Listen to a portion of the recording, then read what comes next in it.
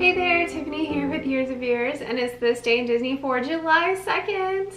Pretty awesome, heading it right into July. And today we're going back to 1967. This was a really cool time for Disneyland, at least in my book. I really think what they were doing was awesome. Back in 1967, Disneyland's rocket jets, flight to the moon, people mover, and the General Electric Carousel of Progress, and also the Tomorrowland Terrace restaurant all open at the park's updated Tomorrowland. So since the park's inception, you know, things were already becoming outdated, so they definitely needed a new Tomorrowland that jetted us into more of a futuristic experience, and that's exactly what they gave everyone, at least in my book. I think they did.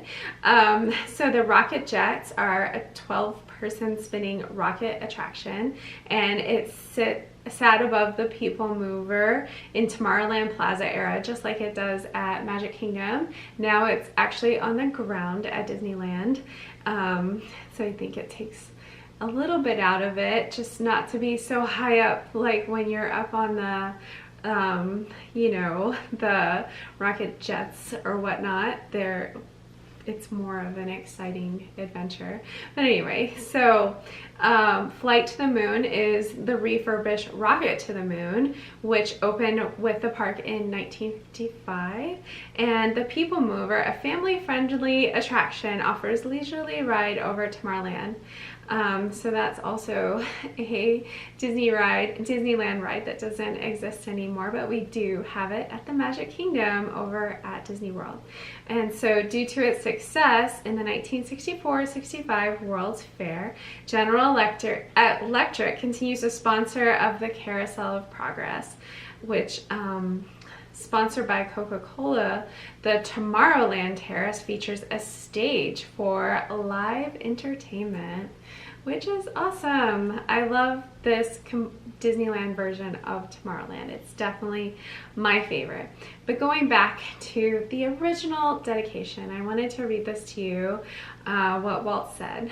And he said, "A vista into the world of wondrous ideas, signifying man's achievements, a step into the future with predictions of constructed things to come. Tomorrow offers new frontiers in science, adventure, and ideals. The atomic age, the challenge of outer space, and the hope for a peaceful, unified world."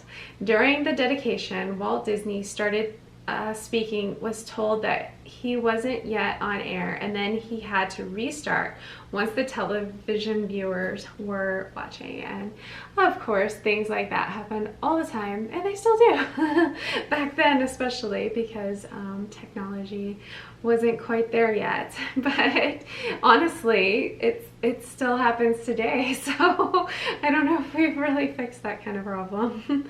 But going back to the 1967, this is the way Tomorrowland was at Disneyland from 1967 to 1997.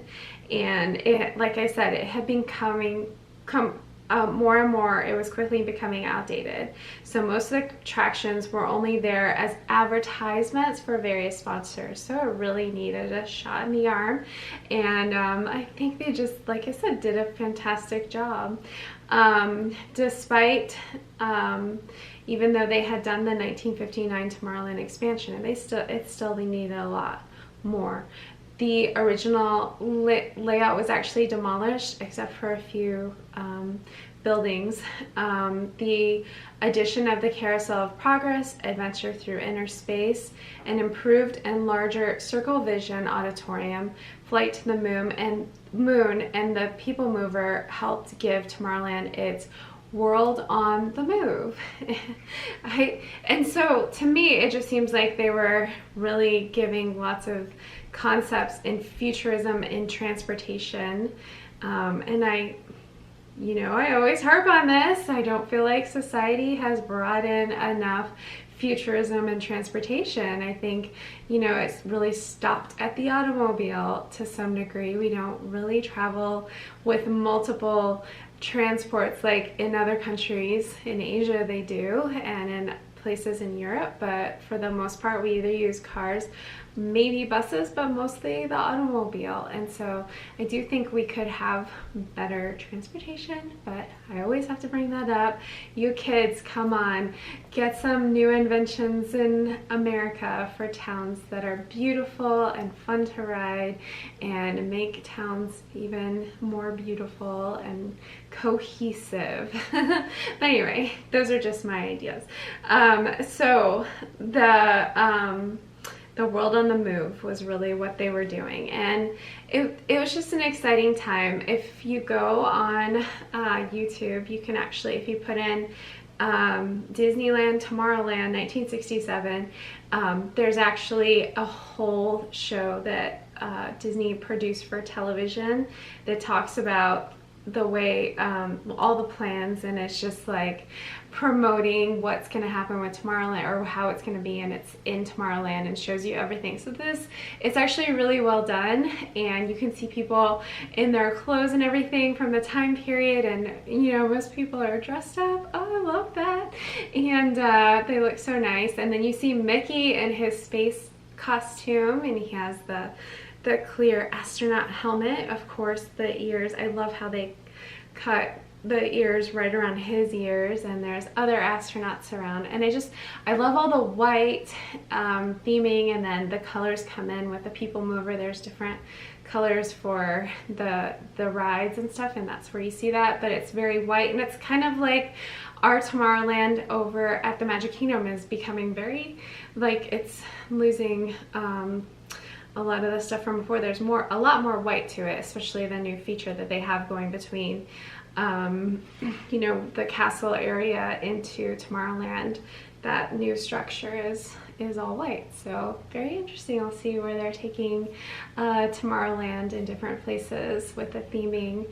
But we have Tron coming, so they've got to tie that all in and make it look very futuristic and cool. So we'll see what happens. But go watch if you have time coming up, maybe on your weekend, and you want to be lazy. This is a well-produced Tomorrowland, if you haven't already seen it, and very interesting. It's just so cool to see, you know, stuff that I personally didn't get to experience. I wasn't born then, but maybe some of you guys did, and it's a good memory for you. So go check it out. I know it's the Disney that my mom went to, my parents went to, and Brad's parents too. So very nostalgic. So at least I know you guys will watch for sure. You'll enjoy it. But tell me in the comments what you guys think about Tomorrowland, all the different ones. Tomorrowland is different in every Disney park throughout the world. You know, really enjoy the steampunk sort of feelings that you get at Disneyland Paris. And of course I haven't been there, but I hope I'm right on that, but there's more of a steampunk feel to that Space Mountain and so forth, in the Astro Orbiter. But I'm not 100%, and the Astro Orbiter at Disneyland right now is different than the one at the Magic Kingdom. This is great. This is why we want to go to all the different parks, because you can experience things new and different and fun. So tell me all about it. And that's it for this day in Disney. We'll see you guys next time.